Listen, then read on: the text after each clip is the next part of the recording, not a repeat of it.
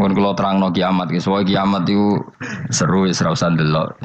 Anjing ben nak kiamat itu semua orang dihisab, termasuk sampean-sampean bareng dihisab. Pertama sing dijaga jelas salat. Jadi kalau masalah ibadah mahdhu itu salat, nah masalah sosial itu asal tidak saling bunuh. Terus kula terangaken ya. Terus ngendikane Rasulullah sallallahu alaihi wasallam ngendikane la yazalul mar'u fi fushatin min dini malam yusib daman haroman. Labain malih nggih. La yazalul mar'u fi fushatin min dini malam yusib daman haroman. Seseorang itu boleh serilek-rileknya dalam beragama asal dia tidak punya masa lalu mengalirkan darah yang terhormat. Gamane cara Jawa ora tau mateni wong, nggih ora tau mateni wong, ora tau mateni wong mukmin utawa ora oleh mateni wong sing muahad atau mustaman. Ya ada aturannya lah. Jadi kalau sampean urip ora tau mateni wong iku wis cara beragama iku rileks karena fifus satin mintin. Nah tentu mateni itu ada banyak sebab, di antaranya fatwa yang ekstrim sehingga ulama dulu itu senang guyon sampai keterusan saiki. Jadi kabeh wong alim khase sering guyon karena memang menghindari omongan penting. Kenapa? Karena sekali omongan penting ini kadang yu'addi ilal fatwa bitaqatul. Takutnya fatwa itu ekstrim kemudian saling apa? Saling bunuh. Sehingga masyhur itu ada pepatah bahwa statement ulama atau kolamul ulama, penanya ulama itu ahaddu minas sayf, lebih tajam ketimbang apa? Pedang, karena bisa menimbulkan macam-macam. Sehingga dulu banyak ulama kalau bab jinayat itu sudah tidak mau baca bab jinayat. Jinayat itu karena ya takutnya fatwanya itu ekstrim. Ada beda zaman Nabi itu kan enak ya. Sing Kanjeng Nabi mesti bener ya. Musuhnya Abu Jahal CS mesti salah ya. Tukaran saiki wis gak seru. Tukaran duit kowe repot. Masih aku musuh sampean ini soalnya bener sampean. Wong ora tau urip ora tau seneng mbok musuhi ku piye ngono dadi. Kan gak penak. Jajal misalnya kiai itu kan mbek santri. Wong mesti kan normalnya bela kiai ini mergo luwih alim luwih bener. Tapi kan cara pandang lha iya sing bener kok mau ngalah kan. Iso wae sing disalahno pangeran iku sing saiki wong tuwa tukaran mbek anak. Kira-kira wong nyalahno sapa? Nyalahno wong tuane apa anake? Cara kowe dadi hakim. Wong tuwa kok wani anak. Kualat ngono yo ya lucu. Dene kan anak kok wani wong. Tapi wong tuwa kok wani anak, wong tuwa model opo? Terus anak wani wong tuwa ya anak model opo? Ya model milenial model. Tapi potensinya itu sama-sama salah. Sehingga ulama itu mulai dulu itu menghindari ngendikan penting itu menghindari karena ya tadi takut fatwa itu. Saya ulang lagi ya. Jadi seseorang itu selonggar-longgarnya dalam beragama asal tidak pernah membunuh darah yang seharusnya tidak terbunuh. Terus kalau masalah ibadah itu Allah ngambilnya sholat. Awwalu ma yuhasabu bil mar'u napa? As-sholat. Pertama yang dihisab itu sholat. Jika sholatnya lolos, maka hisab yang lainnya napa? Ringan. Ya pun ngoten. Terus ada hisab-hisab yang iku lawaca mungkin sampean iso ngantisipasi hisab. Nah, jadi la tazulu qadama Adam atau qadama ibni Adam yaumal qiyamah hatta yus'ala an arba'in. Pertama ditanyakan dari sifat mudanya, dihabiskan untuk apa, umurnya untuk apa, hartanya dari mana, setelah mendapat untuk apa. Terus wa'an ilmihi madza amila bihi, terakhir setelah mendapat ilmu itu apa yang dia perbuat. Mulane ada orang tok ilmu tidak ditakoki wae pangeran ora apa-apa takoki. Ilmu iso nglakoni, mboten gadah ilmu ya Gusti. Terus serepet sampeyan. Dunya mboten gadah dunya. Lha opo ning dunya nggih ngentosi mati sing pun aman apa? Sebab itu orang fakir itu masuk surga lebih cepat timbang orang kaya kacek pinten 500 tahun ketakoki. Dia apa mboten gadah napa-napa. Iso ngaji mboten. Jadi gak perlu pertanggungjawaban mereka napa. Sekacau kan. Nah, sementing kalau terangno ngeten ya. Niki penting rungokno. Mahsyar iku maknane iku nggon giringan. Terus kiai kuno maknane bayangno nggon mahsyar iku maknane tempat dihalonya semua manusia. Terus mauqif itu tempat diberhentikan, napa? Tempat diberhentikan. Terus di situ Anda innahum mas'ulun, mereka semuanya ditanya, dihisab. Nggih rungokno ya, semuanya dihisab. Terus ngendikane Kanjeng Nabi, hasibu anfusakum qabla an tuhasabu. Menghisaplah diri kamu sekarang sebelum kalian semua dihisab. Sehingga potensi kita ini umat Islam utamanya sing tahu ngaji-ngaji ini, sampean semua dihisab ini kemungkinannya kecil. Karena ketika kowe ning donya sampean sedanteni kan biasa wis donga robbana zulamna anfusana. Jadi ya Allah, saya ini benar-benar mendolimi diri kita sendiri. Karena tujuannya hisab itu taubeh. Taubeh itu mempermalukan mereka di depan umum. Seorang lagi ya. Jadi semua hisab itu taubihan, mempermalukan mereka di depan umum bahwa mereka orang yang buruk. Sementara kamu di dunia sudah sering ngaku orang buruk. Selain ya wis roh ngakeh maksud ini kan. Jadi kayak ngakuin apa Rabbana zalamna anfusana. Sehingga ngendikane Kanjeng Nabi sebuti hasibu anfusakum qabla antu hasabu. Menghisaplah diri kamu sendiri sebelum nanti kamu benar-benar dihisap. Sehingga umatnya Rasulullah itu kemungkinan kena hisap itu kecil sekali karena tadi sudah terbiasa menghisap dirinya sendiri. Apalagi kita, kata Rasulullah, saya dikasih hadiah yang para nabi sebelum saya enggak dikasih hadiah itu. Apa itu? 5 hal itu. Di antaranya apa? Kata Rasulullah, wa utitu khawatima suratil Baqarah. Saya dikasih terakhir-terakhirnya surat Baqarah. Di surat Baqarah itu umatnya Nabi dapat bonus dan ini luar biasa, yaitu ayat Rabbana la tu'akhidna in nasina wa akhtana. Ya Allah, jangan hisab kami, jangan beri sanksi kami, jangan azab kami kalau suatu saat kita lupa atau salah. ASP nak kue urung salah padahal mesti salah. Rai-rai ini gak mesti salah. Wes gawe perjanjian mbek pangeran Gusti. Ndamel perjanjian dong ya apa? Setiap saat saya salah langsung sepuro. Mun mboten usah istighfar malih mun niki mun niku. Deal soalnya deal ini. Lah itu ngendikane Kanjeng Nabi senyum-senyum senenge ra karuan. Dan setiap itu dibaca oleh umatku, Allah sudah jawab qala na'am. Jadi Rabbana la tu'akhifna in nasina aw akhtana. Terus qala Allah menjawab na'am. Terus Rabbana wa la tahmil alaina isron kama hamaltahu 'alal ladzina min qablina. Nabi Muhammad jawab, Allah menjawab na'am. Sampai terakhir wa'fu anna, Allah jawab na'am. Kemudian para kiai itu punya kiat supaya umatnya itu hafal itu. Terus jadi bahan tahlil itu masalah ya. Faminhum ya faminhum. Sing tahlil ya ora paham, sing kritik ya ora paham. Alhamdulillah itu mesti padha-padha ra kena hisab. Mergo padha-padha ora napa? Paham. Jadi ora ono barokah kaya goblok wis barokah tenan. Mergo sing lakoni ya ora paham, sing kritik ora paham. Jadi kalimat yang di akhir surat Baqarah itu adalah termasuk hadiahnya Rasulullah yang tidak diberikan pada Nabi sebelumnya. Ini apa ini? Utitu khawatima suratil Baqarah. Saya dikasih akhir surat Baqarah. Gini ku setiap doanya umat Nabi Allah jawab napa? Naam. Jadi ya Allah la tu'akhidna, jangan kasih sanksi kita innasina au akhtana. Allah jawab naam. Itu satu. Terus kedua, umatnya Nabi itu kalau dosa itu tidak perlu prosedurnya harus istighfar. Banyak amalan yang menjadikan diampuni. Misalnya kafaratul majlis itu lafadznya enggak istighfar. Subhanakallahumma bihamdik misalnya. Dan banyak imatatul adza anit thariq. Misalnya Nabi pernah cerita ada seseorang yang nakal, kemudian gara-gara menyingkirkan duri di jalan yang ganggu orang lewat, kemudian Allah memaafkan. Ada yang dimaafkan karena ngombeni anjing, macam-macam lah. Kemudian ngombeni santri. Macam-macam. Sehingga potensi kita dimaafkan itu tinggi sekali karena ada sekian amal yang itu menjadi sebab ridhanya Allah Ta'ala. Malah kalau dalam dunia wali itu ada seorang wali mau ngarang kitab kemudian tintanya itu diminum lalat, dia membiarkan tinta itu sampai lalatnya sampai kenyang, kemudian gara-gara itu dimaafkan oleh Allah Subhanahu wa Ta'ala. Banyak sekali. Sehingga potensi kita dimaafkan tinggi. Terus turus dadi orang ngrasani wong enggak macam-macam lah. Iku ya insyaallah di sepuro pangeran. Dadi ana wali mergo kakean apa? Turu ditakoki, "Kenapa kowe kok turu wong wali? Mboten siap roh donya, Gusti." "Kenapa? Donya wis rusak tok, patok mboten roh Gusti." Lah iku ya mari swarga napa? Ya swargane wong turu ya kira-kira tok. Tapi jadi umat Nabi itu luar biasa. Makanya saya yang heran nih, kalau ada orang alim bikin gerakan terlalu tenanan itu keliru, biasa mawon. Turu ku ya ibadah, wae agar gak zina, gak maling, wae agar gak nglakoni dosa gedhe niku sanggep bae napa? Ibadah. Karena tadi Rabbana la tu'akhidna in nasina wa akhtana. Terus Allah jawab na'am. Sehingga kiai-kiai itu takut orang itu lupa, terus dimodifikasi sedemikian rupa jadi wiridan. Tapi alhamdulillah kok banyak yang kritik. Jadi ya biar seimbang, no? Seimbang kepada alam demokrasi. Jadi kalau agak kecewa ambek sing kritik, mergo insyaallah rapati paham masalah usul ini. Karena satu-satunya cara supaya orang paham itu pancen yo dijak latihan bareng-bareng. Gak ngono wis malah ra paham blas. Ya tapi tadi ya semua itu resiko.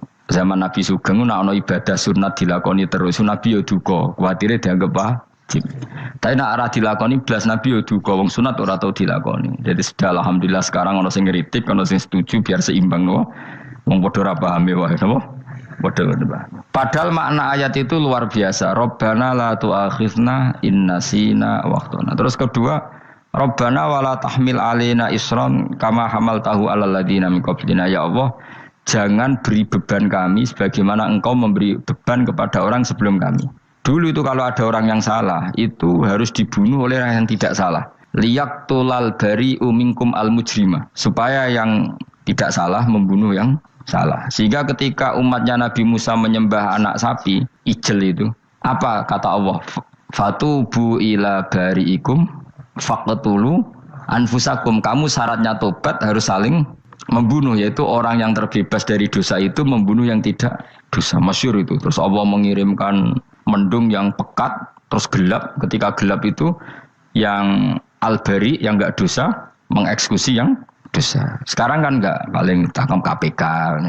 Berarti penjara mulai suka, sisa korupsi jake. Jadi penak lah pokoknya zaman akhir itu penak. Pemenang saya KPK ini mulai disoal, jadi aman lah. Sebuah sing bener di aja nih ya sing bener ya pangeran. Misalnya rasa KPK lah nak kita takwa ya rasa korupsi. Kalau KPK dilemahkan nanti yang korupsi marah. Lah masih orang KPK lah nak di pangeran kan ya aman karena korupsi. Iku aneh-aneh wae. Kowe wong mukmin kok bakas ngono. Kowe sementing iku nak kowe wedi pangeran kan ra usah polisi, ra usah KPK wis tetep ra usah dosa wong wedine mbek pangeran. Nah, kecuali ra usah pangeran ateis, iku masalah. Ya, tapi kan omongan ini gak populer, padahal bener. Nah, aneh. Jadi karep pemilu ngene, terbebas korupsi nek ana KPK, urip makmur nek ana menteri kemakmuran. Pokoke kabeh kuwi mbok gantungno pejabat negara. Mengene tau hitam jeblok, sak jeblok-jebloke. Misalnya rasa sejahtera, saya menteri sosial harusnya gini-gini. Ngono korupsi salah KPK, ngono ono keamanan salah polisi. Senengane nyalahno wong. Gue sekali-kali nganggo tauhid. Nah ono adab iku mergo dosa yang sudah kelewat. Ya tapi kan gak mungkin ngomong bernegara gitu. Tapi atas nama iman bahasa kita seperti itu. Kalau atas nama bernegara emang kita butuh polisi, butuh tentara, butuh KPK. Tapi atas nama iman ya tadi kalau kita diberi sanksi Allah itu rata-rata dari bima qaddamat yadaka itu pasti ada salah yang pernah Anda lakukan. Ya, tapi sudahlah ini zaman sudah seperti ini. Sanut ya anut umumnya wong akeh. Kalau terang nomale masalah hisab ya. Hasibu anfusakum qabla antu hasabu. Kamu menghisaplah diri kamu sebelum kamu dihisap. Misalnya saya sebagai ulama, tentu hisap terberat saya itu kitmanul ilmi, menyembunyikan apa? Ilmu. Karena ilmu kalau disembunyikan tuh bahaya sekali. Bayangkan di alam fisik. Misalnya ada orang berkebutuhan pada kemaksiatan, terus di situ ditulis bar, karaoke misalnya. Orang bisa ke sana karena ada tulisannya, ada WA-nya, ada alamatnya. Kemudian ketika Anda bisa Fathul Qorib, tidak ada tulisannya. Harusnya Anda juga nulis ahli Fathul Qorib, ahli Fathul Mu'in, nah, atau ahli Jaljalut, tulis saja. Ahli Primbon. Enggak apa-apa, tulis saja. Penerus Ronggo Warsito, tulis saja. Zaman gendeng, nara melok gendeng, rakeduman, tulis saja. Tapi barokahnya tulisan itu kan orang bisa tahu. Makanya kenapa banyak orang sufi yang sudah menyembunyikan diri warnanya nakal-nakal. Karena dia disalahkan Allah, karena menyembunyikan ilmu. Saya itu orang yang senang tertutup, kecuali masalah ilmu. Saya mau mengajar terbuka seperti ini. Karena tadi, awal dari dikenalinya kemakrufan adalah dimaklumatkan. Awal dari dikenalinya keburukan juga karena dimaklumatkan. Betapa celakanya kalau kemungkaran dimaklumatkan, sementara kebenaran tidak dimaklumatkan. Makanya Mbah Mun itu sampai berfatwa, Mbah Mun guru saya itu. Nak ono masjid, ono menarane Mbah Mun duka. Masjid kok ono menarane, wajib ono. Dulu saya iskal, kenapa menara jadi wajib? Tapi setelah saya tambah angan-angan, secara fikih jelas tidak wajib. Tapi coba bayangkan, misalnya ada bar, lampunya tinggi, orang dari jauh tahu itu bar, sehingga kalau mau maksiat misalnya ingin ke sana. Sekarang misalnya masjid gak ono menarane, ada orang ingin sholat, ono masjid tahu orang. Tapi baru kayak ada menaranya kan? Tahu. Intinya semua kebaikan itu harus dimanarohkan. Makanya manaroh itu dari kata nur. Dimenarakan. Dari kata nur. Dari kata dicahayakan. Dimaklumatkan. Sehingga mulai dulu lama itu meskipun dohumul. Humul itu menyembunyikan diri. Tapi kalau masalah ilmu mereka membuka diri. Nah, coba kalau misalnya ngaji seperti saya ini. Saya tidak terang-terangan jadi orang alim. Sebetulnya nggak baik. Kalau kamu ujub, sombong, aku orang alim itu tidak baik. Tapi kalau kita kan tidak karena ujub tadi, harus memaklumatkan. Coba berapa bapak-bapak yang tertolong nyari bidan ketika istrinya hamil. Gara-gara tulisan, karena yang nolong itu bidan. Ya kan? Dokter gigi. Atau kalau enggak dokter, ya ahli gigi. Ahli gigi itu yang dipasang tanpa medis itu. Tidak kamu menjadi tahu karena apa coba? Tulisan kan. Tapi kenapa kebaikan tidak seperti itu? Harusnya sampean ya tulis saja. Misalnya sampean enggak alim saja, maklar orang alim. Siap menyalurkan ke tempat-tempat orang alim. Coba TKI tenaga kerja itu. Mereka tahu Korea, Hongkong karena tulisan penyalur tenaga kerja. Tulis saja rumah kamu penyalur ke orang alim. Nanti antar ke beduan. Kalau ada orang tanya, maksudnya gimana? Kalau butuh orang alim tak antarkan. Oh ya sudah, itu kalau se-Indonesia. Oh, itu luar biasa. Jadi yang ngajinya dulu Fathul Qorib sampai bab sholat itu saja. Ahli Fathul Qorib sampai bab sholat. Tulis saja dalam kurung pemahaman pas-pasan. Enggak apa-apa. Lo coba dokter itu kan fair. Kalau ilmunya pas-pasan tulis dokter umum. Kalau dia merasa pinter dokter spesialis. Dan itu menjadi orang tahu. Tulis saya kan ke ahli saraf. Nah, lo buatan guyon itu betul. Makanya saya ini termasuk orang yang menyembunyikan diri. Tapi kalau bab ilmu enggak. Sehingga nyun saya tidak sombong banyak gus-gus alim yang ngaji saya Jamul Jame, ngaji Mahali. Padahal itu kitab tersulit di pondok. Tapi gara-gara saya sering cerita, saya pernah ngaji Jamul Jame sama Mbah Mun. Saya pernah mentakriri kitab ini. Hanya banyak yang ngaji saya. Kalau tanpa itu kan mereka tidak tahu. Ya sama nggak apa-apa kalau menyaingi saya. Tulis saja di rumah kamu ahli Jamul Jame. Barang diparani ahli apa? Ahli jilid.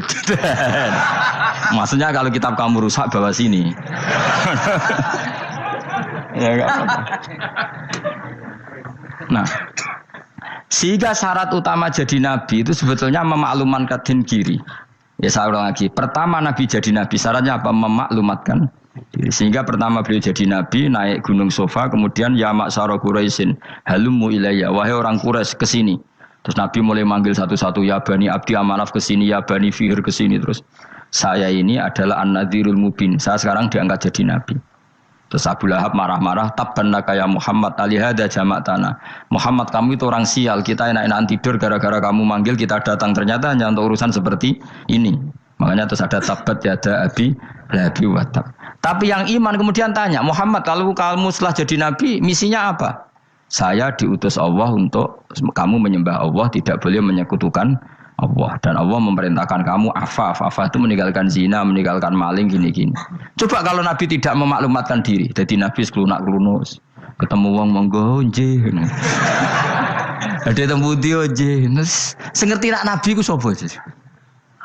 Sehingga orang-orang yang humul, yang menyembunyikan diri itu di bab ulama masalah besar itu. Karena ciri utama dosa adalah kitmanul ilm. Makanya Nabi sidik amanat tabligh fatona. Tabligh itu lawan katanya apa? Kitman. Makanya saya ngaji di mana-mana. Saya di Jakarta ngaji, di sini ngaji, di Pasuruan ngaji. Harus dimaklumatkan ilmu. Dan kalau ada orang tanya ya tak jawab. Saya tuh kitab yang paling aneh di pesantren, misalnya yang mulai aneh lah. Gak Jamul Jame. Saya sampai sekarang masih ngajar Jamul Jame. Kitab yang aneh. Macane lagi roh judulnya pusing. Jamul Jawame, kumpulane pira-pira kumpulan. Jadi ilmu apa ae ana ning kono. Sing gak ana ilmu dukun, mboten enten. Ilmu carane bodoni ora ana. Ning kono mau carane mlebu swarga tok. Mane potensi kula mlebu swarga itu tinggi sekali. Cara sing model piye duwe. Dadi mun. Dadi cara sing model piye duwe. Dadi cukup banyak napa? Cara. Sampe nek cara sitok ora mesti kula nu gak ada cara kathah. Dadi nek dari cara iki mentok ganti cara iki mentok. Ya terakhir paling gampang itu cara nganggo fadhole pangeran. Iku kena mbok tiru. Pokoke mbok swarga nganggo fadhole pangeran. Masalah utama kita sebetulnya itu. Makanya saya tidak pati cocok sama orang sufi itu. Kebenaran itu harus dimaklumatkan. Sementara orang sufi itu ingin menyembunyikan diri. Itu kalau untuk yang alim itu tidak bagus. Wong kita saja tahu itu dokter atau bidan karena tulisan. Ini bidan, ini dokter. Dan mereka jujur, dokter umum, dokter spesialis. Loh, coba misalnya di kota, kamu tulis saja penyalur kebaikan.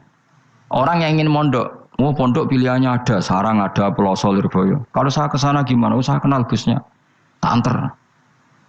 Wan keren, juga ada penyalur. Kalau orang bisa tersalurkan ke Korea, ke Korut, ke Jepang karena tulisan, kenapa tidak banyak orang tersalur kebaikan karena tulisan? Gue orang mau kelunak orang jelas. Meskipun nanti ditawari orang, mesti dulu sih ahli takrib, cuma guyu, ahli fathul qorib sampai bab sholat. Tulis saja jujur, maaf tapi hanya sampai bab sholat. Tulis saja, ada maafnya bareng, maaf tapi sampai bab sholat. Enggak apa-apa. Paling untuk wong sowan, larian model jenengan 2 tahun. Tapi ini bodohnya mau 3 bulan, mulai ngaji ini untuk bab sholat. Enggak apa-apa. Itu dulu memang begitu. Rasulullah zaman Sugeng itu kalau ngajari santrinya itu balighu anni walau ayah, maklumatkan ke kampung kamu meskipun 1 ayat. Banyak sahabat kalau ditanya dia tidak bisa karena ngajinya tidak hatam. Tapi ya terus, gak apa-apa, kok tak soal Abu Bakar, tak soal Umar, ditanyakan yang lebih pintar. Saking tidak pahamnya sahabat itu lucu, ketika ada ayat waqulu wasrabu hatta yatabayyana lakumul khaytul abyadu minal khaytil aswad. Itu kalau mau tidur ya benar-benar bawa benang putih sama benang hitam, ditulis dipasang di pintunya. Jadi kalau makan diinceng lagi, kok masih belum kelihatan, wah masih boleh makan. Terus begitu.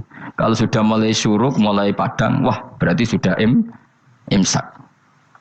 Jadi karena makanlah dan minumlah sampai benang hitam terbedakan dari benang putih. Artinya kalau malam kan, dulu kan nggak ada listrik, nggak ada lampu, berarti kalau benar-benar masih malam nggak terlihat, berarti masih boleh makan. Nanti terus dilihat gitu. Terus, ya sudah wakafnya di situ. Hatta yatabayyana lakumul khaytul abyadu minal khaytil aswad. Wakaf dulu. Terus akhirnya Kanjeng Nabi itu piye kok umatku jadi masangi benang ini. Akhirnya Jibril teko. Ini makanya unik dalam ulumul Quran. Satu-satunya ayat yang diturunkan hanya 1 kata itu ya ayat itu tok. Terus Jibril datang, Muhammad ayatnya itu kurang sitok. Minal fajr. Terus ditambahi minal fajr. Jadi minal fajr itu unik. Ada Jibril jauh-jauh dari langit. Iku mau nurun apa? Minal fajr. Makanya kalau kamu nanti dites, kalau ingin jadi dokter tafsir dites, ada 1 kalimat yang diturunkan jauh-jauh Jibril ke bumi. Apa kalimat itu? Jawabannya minal fajr. Wis alim yakin alim. Memang ikut tak? Masa itu saudara? Mergo gara-gara sahabat itu terus masangi apa? Benang ngincang. Akhirnya minal fajr. Baru mereka tahu maksud fajar, maksud apa? Benang hitam artinya malam, benang putih artinya fajar. Sodik sudah menyingsing. Semenjak itu sudah ada benang-benangan karena jadi orang-orang ngono mat maksudnya iki kurang sithik terus turun apa? Minal fajar ya. Jadi nanti kalau sampean latihan tes jadi dokter apa? Tafsir. Ayat mana yang diturunkan hanya 1 kalimat atau 1 kata jawab apa? Minal fajar. Itu lolos langsung dokter. Pun pinter. Ya pinter ngerpek maksudnya orang tinggal.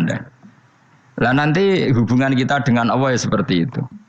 Sejauh mana kita memaklumatkan Allah. Sejauh mana kita mengkampanyakan Allah.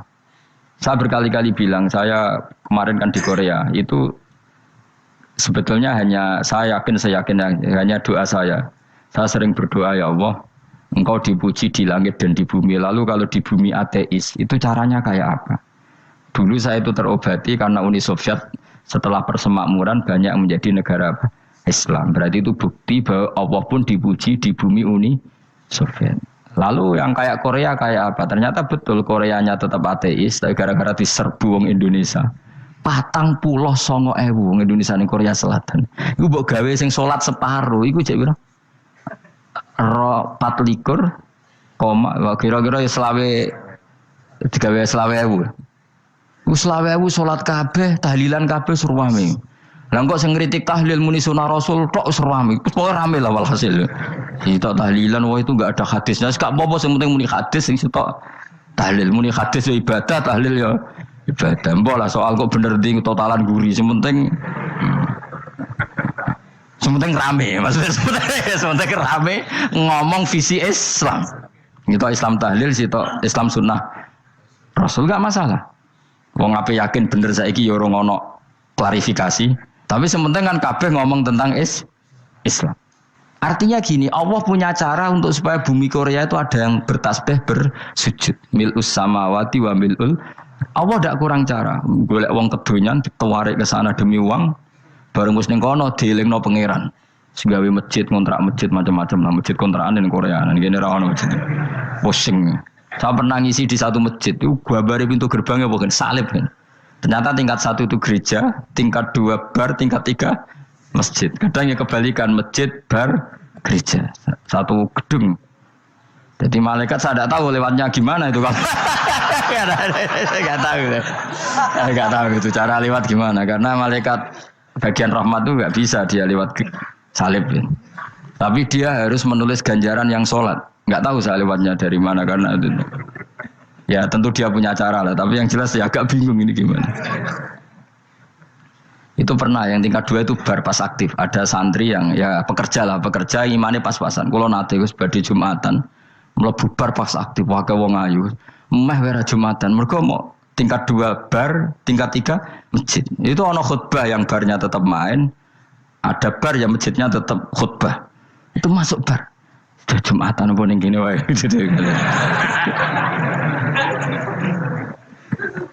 Akhirnya ya di situ beberapa menit terus ada komat Jumatan. Dosa ta Gus kuning. Ya aku kuning. Ya segelem Jumatan ku apik. Wong mesti dilakoni kok takok dosa ta Gus. Oh raimu kadung lakoni kok takok. Artinya gini, Allah punya cara untuk menyebarkan Islam di Korea. Sama seperti Allah punya cara untuk menyebarkan Islam apa? Di Indonesia. Dulu orang Gujarat, Punjab, ya sejarah ini menurut saya ya tetap sebagiannya benar. Meskipun tidak seluruhnya benarnya sejarah Islam masuk Indonesia rata-rata orang kan menulis pedagang Gujarat, India ke Indonesia dagang karena mereka mukmin akhirnya juga menyebarkan apa? Islam. Itu jelas nyata. Meskipun tidak semuanya seperti itu karena ada yang dibawa Yusuf Baros itu yang muridnya Sayyidina Ali itu. Terus juga ada yang dibawa beberapa habaib dari Yaman langsung ke Indonesia. Kayak yang di daerah Tuban itu kan langsung habib-habib dari Samarkand langsung ke mana? Tuban. Makanya saya bilang sejarah itu semuanya benar. Karena memang variasi masuknya Islam di Indonesia itu banyak. Jadi itu enggak masalah. Yes, sampean niru sing kedonyan mawon sing luwih gampang napa? Lho nggih dong. Kayak Jakarta itu kan kota kayak gitu. Baru kayak wong kedonyan orang ke Jakarta semua. Gara-gara tahu mondok pedutan tadi ahli Fathul Qorib tadi yang sampai bab sholat terus bikin masjid. Iku coba takoki faraid terang ora iso kan. Pemene takoki muamalah terang ora iso, tapi nak trimo carane sholat sing batal apa ngentut roh dene. Aduh. Ilmune kok roh nak nganti bab iku jek roh. Sing batal sholat apa jek roh dene. Ngentut nyekel wong wedok jek roh. Tapi mbok aja takoki sing detail apa? Cara mengenali kiblat dengan hisab yauma rasdil kiblat wis ora iso. Atau nganggo komputer itu loh, nganggo jam nganggo kompas. Padahal ana ilmune yauma rasdil apa? Kiblat di bulan tertentu, hari tertentu itu nanti matahari tepat di atas Ka'bah. Serang ora iso nek ngono niku serang ora iso. Ya saya ulang lagi ya. Jadi kesalahan kita adalah kebenaran itu kita sembunyikan. Padahal awal dikenalnya Islam itu lewat i'lam. Fasda bima tu'maru. Kebenaran harus dimaklumat. Tapi problemnya Islam Indonesia tuh kadang humul tuh bangga. Enggak dikenal orang itu bangga gini. Oke lah, kalau yang enggak, saya sendiri ya suka humul. Sampai sekarang saya suka humul. Saya sampai sekarang enggak suka tamu. Bukan karena benci tamu, ribet. Maksud saya kalau sowan kiai ya ngaji saja, ora usah sowan. Oh ribet. Ya lucu kan, seneng Gus Bak jare wong alim. Terus senenge mau sowan tok ngaji ra gelem iku piye karepe. Wong kok aneh. Iku berarti kalau dok karo seneng dokter, dia konsultasi obat ra gelem tapi ngajak jagungan. Dok, jenengan tiyang pundi? Jenengan manggen dalem mriki mulai tahun pinten? Lah ya kowe takok dokter kemalan. Mesti nek kowe takok laram apa, obate apa kok malah kenalan. Pindah Jogja tahun pinten, Dok ya? Dan jenengan kawin mriki tahun pinten? Lah wong jare Gus Bae wong alim kok sowan ngono. Jenengan kelahiran tahun pinten, Gus? Zaman dinosaurus. Wong alim kok takoki lahire iku piye karepe? Susah gak takok pisan matiku kapan om. Coba betapa naifnya kita kalau kita suka dokter, terus kemudian kamu takok dok kelahiran tahun pinten jenengan. Aneh gak? Nak kowe seneng dokter mergo mau konsultasi berobat ya ngomong saja apa yang kamu butuhkan. Aku seneng wong alim yo ngaji titik. Ayo kowe misalnya seneng artis, ndelok konser artisnya takok kelahiran tahun piro. Gak penting artis ayu mbok delok seneng wis sudah gitu aja. Ora wong alim yo ngono ngaji seneng. Yang kadang wong Jawa lucu, seneng wong alim sowan terus takok-takok. Mana iku dudu obat ngono yakin. Maksudnya bu sing profesional, maksudnya sing rontok bener sidik lah, jadi wong, aja bener nemen-nemen gak mungkin, wis pokoknya bener sidik-sidik. Makanya kemarin ngaji apa Nasoihul Ibad kan gitu, mujalah satu ulama, artinya apa? Fi majlisil ilm ketika ngaji, orang kok mujalah satu ulama udah bensoan, mata nongong dan ngetet tuh. Kulo termasuk kiai yang kampanye ini, soalnya termasuk kiai terkenal tapi sing tamu kulo rapati kada, gue jaga masya Allah tenan tuh. Muka-muka dorot topat sidik-sidik maksudnya. Maksudnya ya sudah lah. Ya tadi hubungan dengan alim ya sudah ngaji. Kalau hubungan sama dokter ya tanya konsultasi apa? Medis. Kan lebih enak. Nah, hubungan dengan dukun ya takok es. Mbah niki menyangking pundi. Kok jenengan dermemel nglafat nopo? Kalimatnya sing jelas kan apa nak dermemel mandi nak jelas kok ora mandi ku piye? Takono. Aku ya guruan mbek dukun. Wong kalimatnya ra jelas kok mandi. Nak jelas gak mandi. Kalau nak jelas kita bodoh ini. Ayo gumun mantra itu. Mesti gak. Wah rungokno tenanan kalimatnya terus ra jelas. Dukun-dukun dulu. Lu kok mandi? Nak jelas malah mandi. Mandinya tenan ora ya ora. Ya saya ulang lagi ya. Jadi sebab itu di Quran sering ada kata i'lamu, kenalilah, ketahuilah. Jadi awal dari agama ini adalah harus tahu. Maka menyangkut harus tahu ini lalu Allah bikin media. Media itu apa saja. Tapi lalu kita bisa berdebat tentang media. Itu yang kita tidak tahu nanti hisabnya di depan Allah Subhanahu wa taala. Saya sampai sekarang itu nggak tahu, nggak pernah bilang halal, nggak pernah bilang haram. Misalnya gini ya buat ini dengerin ya. Di Korea ini sering teman-teman cerita. Ada beberapa majikan yang baik sama umat Islam, yang bekerja Muslim. Itu kalau dipamiti sholat kan. Pak majikan saya mau sholat. Sholat itu apa? Mereka bilang dengan bahasa analogi di Korea. Pokoknya sholat itu sembahyang. Ketika sholat itu ditanya sama orang Korea. Loh kamu itu sembahyang kok tidak ada patungnya? Karena pengetahuan mereka yang namanya sembahyang itu ada patungnya. Ada yang baik. Apa sekalian tak belikin patung? Jadi wong Islam pas sholat tuh didelok ngarepe dhuwure kok gak ono patung. Ono sing ape sujud tuh digambarno salib. Mergo dekne denger-denger kalau karena tidak tahu Islam itu apa. Sementing ada personifikasi Tuhan. Ada lagi ini yang agak ngeri. Ada pegawai Garuda karena dia agak terpelajar waktu sholat dia sholat sama krunya di mall. Itu langsung security mall nelpon polisi. Ini ada ritual teroris gitu. Jadi sholat itu dianggap mukadimah sebelum ngebom. Jadi ritual. Pertanyaannya adalah karena mereka tidak pernah ngerti sholat itu kayak apa. Dan kadang-kadang orang ngerti bahwa sholat itu adalah ritual umat Islam itu lewat media. Media itu bisa berita, bisa dokumenter, bisa apa saja. Kita tidak pernah tahu cara Allah mengertikan. Seperti kita tidak pernah tahu madzhab Mu'tazilah, tahunya itu dari kitab-kitab ahli sunnah wal jamaah. Coba kita semua misalnya tahu madzhab yang aneh, Mu'tazilah, Jabariyah, Qadariyah, itu dari kitab mereka apa dari kitab ahli sunnah? Dari kitab ahli sunnah. Maka bisa saja informasi keburukan itu dari orang baik dan informasi kebaikan dari orang buruk. Kita tidak pernah tahu. Karena ini yang bisa ngelola hanya Allah Subhanahu wa taala. Tidak bisa, kita tidak bisa, hanya Allah yang bisa. Maka perdebatan Ahmad bin Hanbal dengan Haris al-Muhasibi itu seperti itu. Misalnya gini, tak kiri contoh. Haris al-Muhasibi itu orang alim allamah. Dia ahli sunnah mandat, pokoknya ahli sunnah sekali.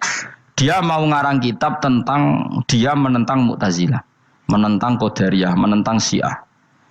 Terus setelah mau ngarang kitab, ditanya sama Imam Ahmad, ya Haris, kalau kamu ngeritik Mu'tazilah, awalnya gimana caranya kalau ngarang kitab? Ya saya cerita pendapat mereka dulu, lalu saya tentang. Imam Ahmad guyu-guyu. Bukankah setelah kamu cerita mazhab mereka plus argumentasi mereka, jangan-jangan pembacanya sudah tertarik. Pas kamu nentang, kamu sudah dianggap gawe-gawe. Karena kadung tertarik. Saya tak contohno wae, misale ngene, kowe wis kira rasa bareng dadi wong saleh biasa wae. Aku ana gambar wong wedok montok tak tulis, hindari ini. Kira-kira dia maca hindari apa gambare? Enggak jawab ya, kira-kira lho. Sing mbok nikmati kata hindari apa? Sing mbok eling-eling kalimat hindari apa gambare? Kira-kira. Padahal tulisannya apa? Hindari bahaya ini. Bahaya ndi terus didelok. Terus sing dieling-eling ora hindarine tapi sama. Pendapat Mu'tazilah itu ada yang menarik. Misalnya gini, menurut Mu'tazilah, seseorang masuk neraka ya karena amalnya, masuk surga ya karena amalnya. Apa artinya kalau masuk surga karena fadl Allah? Lalu gunanya amal apa? Mungkin pembaca kan tuh, wah ini proporsional ini. Gak ada ahli sunnah, jadi bus warga mereka fadl pangeran. Kok enak? Lalu gunanya amal apa? Padahal dia tahu pendapat Mu'tazilah itu dari kitab itu, kitabnya orang ahli sunnah. Gak pernah tahu kita. Ya saya ulang lagi. Itu kan ibarat kayak KUHP.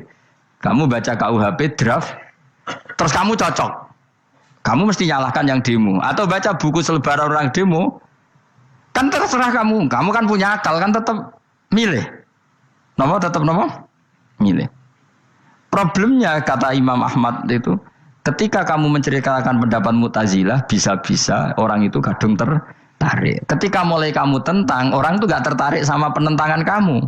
Berarti kamu ikut menyebarkan Mu'tazilah. Sama seperti tadi, gambar perempuan yang agak jorok tadi, sebetulnya tak tulisi kata hindari. Padahal Ruhin gak tahu, eling wong wedok gara-gara tak kei gambar hindari bahaya ini, malah jadi eling. Orang eling tulisannya eling. Nah, hakikat saya ini penyebar kata hindari apa penyebar gambar itu? Coba. Lalu status saya ini pengedar gambar itu apa pengedar kata hindari? Lah iya yang mengedarkan kata hindari tapi yang mengedarkan. Nah, sama sekarang pertanyaannya, kalau kamu ngarang kitab anti Mu'tazilah itu sebenarnya pengedar mazhab Mu'tazilah apa penentang? Ya pengedar juga karena umat tahu dari kitab kamu. Dong toh. Lah ya mulane ku dadi perdebatan, mergo kaya iya kaya ora. Juga tuh gale gini misalnya, kamu jangan milih presiden yang dari militer, itu pasti keras, tegas, terus kaku. Ternyata pembaca itu wataknya militer, lu cari yang begini, bosan kan kamu? Agak suka presiden sipil, nggak tegas. Padahal kamu nulis itu untuk menggiring orang milih presiden. Jangan milih yang militer, pasti tegas, nggak demokratis, nggak nerima pendapat. Ternyata pembacanya suka saya punya pemimpin yang tegas. Habis kamu kan? Yang tahu hati orang itu siapa? Makanya ketika kitab ahli sunnah dipenuhi dengan cerita-cerita madzhab Mu'tazilah, itu sebetulnya kamu itu pengedar apa penentang? Itu pertanyaan Ahmad bin. Akhirnya Imam Haris Al-Muhasibi bilang gini. Enggak, maksud jenengan itu ngelarang apa dukung. Pokoknya mangkel. Dari Imam Anjo aku pokoknya ngomong ngono ae pokoknya. Terus akhirnya Imam Yus nangoten kita arahe jenengan mboten sedo ngarang. Makanya Haris Al-Muhasibi akhirnya enggak mengarang kitab itu. Dia sebenarnya pernah rencana Kitabul Firaq fil Islam. Dia mau ngarang kitab kelompok-kelompok dalam Islam. Ya coba mau apa coba? Misalnya kamu bela tahlil, nasibnya juga seperti itu. Hujahnya tahlil, ini. Terus hujahnya penentang tahlil. Yang bisa mengendalikan pikiran pembaca siapa? Ternyata dia tertarik sama pikiran penentang. Lucunya yang menceritakan kamu, pengagum tahlil. Kan tidak pernah tahu. Mana dari ceritanya Mbah Mun itu lucu. Mbah Mun itu mondok Lirboyo. Itu di Bandar Kidul akeh wong ayu. Itu dulu babanya Mbah Mun itu ada yang suka orang sana sampai nikah orang sana juga pulang ke sarang. Itu diantara mbah-mbahnya Mbah Mun. Suka perempuan sana terus nikah sana nggak pernah pulang ke sarang. Nah, Mbah Mun itu lahir dari adiknya, pokoknya dari keluarga, dari saudara yang nggak pernah pulang dari Bandar. Diwasiati mun nak mondok ujo geman dolan ning Bandar Kidul. Akeh wong ayu. Akhirnya malah penasaran. Justru kalimat itu yang menjadikan maksudnya aku ajune nganti sepiro kok nganti mbahku katut kan malah akhirnya penasaran. Lare kata Mbah Mun tak angen-angen bener Imam Ahmad bin Hambal. Maksudnya itu kalimat itu pancen ribet. Kalimat itu ribet banget. Coba milih mana coba? Jong ojo geman moro pasar opo lah nang daerah kono. Ono opo? Bahaya kan? Gara-gara kamu melafatkan itu malah orang penasaran. Di sana ada bareng delok ning kono, yo nak terus mulai nak ora. Nah, makanya pertanyaannya, pengarang buku juga kena hisab karena sebetulnya apa yang dia tentang orang lain menjadi tahu karena ceritanya dia. Coba kamu ngarang kitab saja yang anti Syiah atau anti Mu'tazilah atau anti Murji'ah atau anti otoritarian, mesti pembaca itu nggak bisa kamu kendalikan. Nah, itu juga rawan hisab. Makanya berat. Pokoknya walatus aluna yauma idzin anin naim. Semua itu nanti dimintai tanggung jawab oleh Allah Subhanahu wa taala. Karena kita tidak pernah tahu. Akhirnya Haris Al-Muhasibi gak ngarang kitab. Imam Ahmad itu tidak punya karangan kecuali riwayat Musnadu Ahmad bin Hanbal. Kalau ada 14 juz. Dia tidak punya karangan. Ketika ditanya, saya takut membuat hal baru dalam Islam. Karena karangan itu kan mesti melogikakan hukum. Sementara Allah tuh kadang nggak butuh dijustifikasi seperti itu. Jadi cara kitab usul fikih gini, sama tak bedai. Mungkin nggak Allah menyuruh kamu ngangkat gunung Merapi tanpa alat? Nggak, jawab saja. Latihan pinter. Mungkin nggak Allah menyuruh kamu disuruh ngangkat gunung Merapi? Mungkin nggak? Mungkin apa enggak? Itu ulama usul fikih berdebat. Ada mengatakan tidak mungkin. Karena Allah tidak akan memerintahkan sesuatu yang tidak dimampui mukhatab, yang tidak dimampui manusia. Masuk akal. Kaul kedua mengatakan mungkin. Butuhnya Allah itu mau wong muni yotok nurut. Senajan to gak mungkin. Ayo Hen, Gunung Merapi angkat Hen. Nggih Gusti, siap. Langsung melayu mara. Muwi Allah wis seneng wah nurut aja iki. Tapi ya kemungkinan cek goblok ora takok sik. Kita kan tidak pernah tahu, makanya ulama ini debat. Kira-kira nak Hen Gunung Merapi angkat. Potensinya kan dua, kue langsung melayu apa ngangkat. Potensinya kan kok goblok kayak ngono ora takok. Bicarane kok. Tapi ya mungkin dilembek pangeran. Cek nuruti ora paham-paham lah melayu. Ki milih ndi? Status sing ngene iki nurut apa goblok? Jawab, nurut apa goblok? Ya nurut goblok. Ya coba ngono. Kita ndak pernah tahu. Mulane tetap pada akhirnya kita itu wain adri. Kita tidak pernah tahu. Tapi kita tahu bahwa semua ada hikmahnya. Makanya kadang orang alim itu bilang saya alim, kadang bilang saya tidak tahu. Maksudnya kita tahu Allah memerintahkan pasti ada hikmahnya. Tapi kita tidak tahu maksudnya apa. Ya sudah seperti ini. Akhirnya dunia ya sudah seperti ini. Ya kadang ngerti, kadang orang ngerti. Ya sudah biasa ya. Kalau kita tak tahu sesuk iso urip to orang. Mungkin jawab ya. Munir roh iku nyatane yo koyo roh. Munir roh yo ora roh nak mati. Mulane sudah. Kadang takoki sesuk iku jeng yo ziarah nggih, Mbah. Tapi kadang wa alam, Mbah, insyaallah. Ya karena memang ya enggak pernah tahu. Karena apa ya? Wis ra kena diterangno, Kang. Mulane kula niku gak ada kitab-kitab perdebatan ulama, nak gejul-gejulkan ngoten niku. Saya ulang lagi ya, kalau kamu mengarang kitab menentang pendapat Mu'tazilah, itu artinya kamu menceritakan pendapat Mu'tazilah, lalu menyebarkan kesalahan mereka.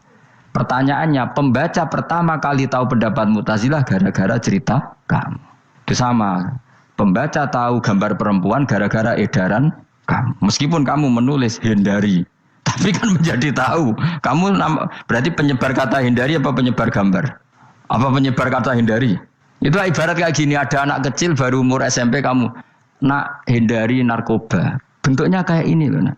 Padahal anak kamu itu bakat soleh yang nggak terlintas narkoba. Gara-gara buat cerita ini menjadi tahu. Sekarang omongan itu dihisap tahu orang menjadi tahu gara-gara kamu. Tapi kamu nggak ngandani, takut anak kamu kejebak narkoba. Milih mana?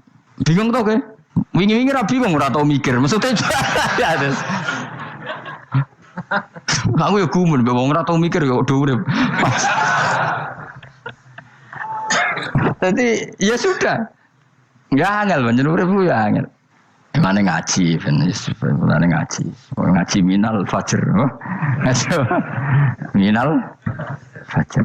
Itu satu-satunya ayat sing turun mok sak kalimat. Dadi ora sak ayat mok sak Sak kalimat, sak kata kalau dalam bahasa Indonesia. Mun kula terusno. Oh, masalah yamin iki kula terangno. Yamin itu maknane arah kanan. Arah kanan maknane arah yang dikira benar. Jadi orang Arab bilang kalau sesuatu benar itu disebut kanan. Mulane ashabul yamin. Tapi kalau orang salah disebut ashabus simal. Jadi sebetulnya itu bahasa-bahasa ya memang bahasa Arab seperti itu. Partai kanan berarti benar. Kalau partai kiri salah. Tapi sekarang katanya ada wasatiyah, tengah-tengah. Ya saya malah bingung tengah ning ndi. Tapi nah istilah Al-Qur'an itu jelas ada yamin, ada simal. Tapi kalau wasat itu bahasa sosial, tapi ya sah. Bahasa itu juga sah. Wong napa sebut ini ummatan wasatol litakunu syuhada napa? Wa kadzalika ja'alnakum ummatan wasatol. Mun kula terusno. Jadi arah kanan itu maknanya apa? Arah yang benar. Makanya disebut ashabul yamin. Kalau salah disebut ashabus simal. Innakum ladzaikul adzabil alim. Innakum satamne sira kabeh. Fihi tetep dawu, fihi ku tetep ing dalem dawu innakum. Iltifatun teono iltifat. Iltifat iku merubah redaksi. Mau kan tentang hum itu dhamir ghaib, tapi sekarang jadi dhamir mukhatab. Ladzaikul adzabil alim. Yektine wong kang bakal nyeksani, bakal ngrasakno siksa sing pedhi. Wa mutzauna lan ora den wales sira kabeh ilama kecuali perkara illa jaza amba kecuali wales perkara kuntum ana sira kabeh tak malu nang nglakoni sira kabeh illa ibadah wahil mukhlasin kecuali kaulane Allah sing ikhlas. Jadi semua orang itu akan kena siksa kecuali kaulane Allah sing napa ikhlas. Ikhlas pokoke enak-enak ibadah ikhlas mun nang ngandel kula ibadah paling nyaman ikhlas. Mulang ya mulang ae mergo perintah Allah. Cek murid temroh hae guru cek ora ben sak karep-karepe pokoke mulang ya mulang ae. Sekolah nih, soalnya mulang-mulang aja. Cek roh aku ora urusan, soalnya mulang guys. Boleh ridane Allah, sebenarnya akhirat rakakan hisab ribet mikir manusia ribet. Pemane mikir hak-hakmu ribet. Turuti ora tau waras, repot kabeh. Ben nus dunya ben nus. Nah dhewe mesti dianggap ae urip sedina-sedina. Sing ngomong bayangno urip suwe kuwi sapa? Wa amali akhiratika ka annaka tamutu. Hoten. Lan kula nak di 200.000 tak anggap wage. Urip nganti sesuk dhuwit 200.000 cak iki. Lah kowe bayangno dhuwit akeh, bayangno urip nganti 20 tahun. Sing ngongkon bayangno ngono iku ya sapa? Jelas Nabi dawuh wa amal li akhiratika ka annaka tamutu hoten. Kamu ngamal untuk akhirat seakan-akan mati be. Jadi misalnya aku digedingi wong sak menaki, digedingi mok sewengi enteng sesuk wis mati wae. Jebule cek urip. Ya anggap ae cek sesuk. Kan mok sedina-sedina ngitunge apa? Mulane anggere ana panitia ngundang aku pengajian ku pusing. Aja mbok undang saiki aku mari bingung. Pokoke nek sesuk acara bengi aku kandhani. Mboten Gus ben ana kepastian. Kepastian mbahmu ora melok duwe donya men kepastian namanya. Wong ora tau ngaji tauhid to namanya. Pas, ya coba 2 bulan lagi disuruh bilang iya ben ana kepas. Sing iso ngatur donya sapa? Akhirnya tapi ini benar kepastian mbahmu manusia sing iso nonton sapa. Pokoke nek acarane Senin, aku kandhani malam Senin, aku ono ya iso wae lunga. Gampang kan? Tapi kan jantungan. Akhirnya golek kiai serep. Alhamdulillah ra sido. Terus kula ngaji teng mriki pokoke umume iku akhir bulan wis ngono tok santai wis. Ya biasa wae. Ya pokoke urip ku anggap ae mestino wa amal li akhiratika ka annaka tamutu. Dan jadi misalnya damuk bojo ya endang mestino. Sesuk wis mati wae. Mulai sesuk jauh urip diwamuk meneh. Paling sedina. Wis sedina mati, yes. Enggak suwe-suwe ra aman apa? Aman. Aman. Wani urip ngono. Jare daftar wali, tau warai ngono ora. Ikhlas ki ngoten carane ki salat ben nyaman. Ngendikane Rasulullah, "Sholli ka annaka sholatu muwaddi'in." Kowe nek pengen salat ikhlas, anggap bae iku salat sing terakhir dan kenangan terbaik kamu di dunia adalah tahu salat, tahu sujud. Juga salat tuh happy. Ya Allah ini sujud saat terakhir, ini rukuk saat terakhir. Seneng dadi salat. Salat kok ora. Sewantai kok salat meneh. Semuanya akhirnya awur-awuran. Lan iki ra dadi wali-wali aku. Kroso Kang, nek dadi wali ku ono ambune. Kita ora ono ambune semboyo. Maksudnya ora usah wali-wali papan atas, sing ringan-ringan ae, sementing ku bener. Jadi syarat wali wa amal li akhiratika ka annaka tamutu Dan beramallah untuk akhirat kamu seakan-akan kamu mati besok. Jadi misalnya diutang, tapi sahur jangan utang sahur ngawur sembrono. Contohnya aja utang, ojo nak utang bahaya. Enak kan? Jadi kayak di masalah berat ya enteng. Wong urip mau napa? Sedina. Apa meneh nak kowe luwih wali meneh, ora nganti sesuk malah. Setiap saat aku iso mati. Berarti nak di masalah kan lep sedilu. Cuma masalah kowe permanen, bar mati tambah neraka. Lha kok aja sampe. Malah selawase. Lawas. Mulane masalah ning donya tok, ora usah sampe tok akhirat. Ojo. Aku kan repot ngajajai kowe. Seakan-akan mati besok. Pertanyaannya, apa setelah mati gak ada masalah? Ternyata tambah banyak masalah. Sebenarnya semuanya ikhlas semua. Wa illa ibadah wahil mukhlasin. Jadi kalian semua pasti merasakan siksa dan akan dibalas kecuali mereka sing ikhlas. Mesti ikhlas itu aman. Illa ibadah wahil mukhlasin, kecuali kawulane Allah sing napa Allahumma ja'alna minal mukhlisin. Ya mungkin kula jenengan sedanten termasuk tiyang sing napa ikhlas. Pokoke dilatih, nek ora dilatih dipaksa, pokoke luwateh paksa. Nggih Gus pokoke paksa supaya sampean ikhlas. Ya wae misale kowe ngandalo pejabat ya mati. Nak mati ora kuat, sing kuat namung Allah Subhanahu wa taala. Jadi sehingga terlatih. Nah, bagaimana mungkin saya bisa hidup tanpa komunitas nasional, ya kamu yakini aja komunitas itu bisa saja mati atau benci kamu atau perubahan sistem. Ya kayak dhisik misalnya wong duwe wartel iku koyo sugih toko wartel. Bareng ono HP gitu tuntas. Dulu misalnya wong duwe telepon rumah itu koyo sugih ono HP ya tuntas. Jadi perubahan-perubahan ini menjadikan kita tidak percaya terhadap dunia ini. Mesti ora iktimat, ora tetanggenan be dunia ini. Yang enggak pernah berubah hanya Allah Subhanahu wa taala. Misalnya ngono, kowe sayang anak, iso wae anakmu sampean gedeng kowe aja katut bojo. Kowe sayang tangga iso wae gedeng kowe. Utawa ana perubahan sistem sing dadekno kowe ra urip ning kono, misale kowe ndonga muga-muga disenengi wong bidukan, sebele kowe ditakdir urip di daerah lah. Enggak pernah tahu. Sing mesti abadi namung Allah Subhanahu wa taala. Semulane illa ibadah wahil mukhlasin, kecuali kaula-kaulane Allah sing mengikhlaskan amal hanya krana Allah Subhanahu wa taala. Ail mukminina tegese pira-pira mukmin. Uti dawuh iki istisna mungkotion kang terputus. Dzikra jazaahum. Utawa ngene, dzikru jazaihim mutawi nutur piwalese para al-mukhlisin fi qouli ta'ala ulaika lahum rizqum ma'lum. Ulaika te mungkon-mungkon sing ikhlas lahum tetep kedhe ulaika fil jannah rizqun utawi rezeki maklumun kang wis ditentokno bukrotan ing lembut besok wa asyan waktu sore.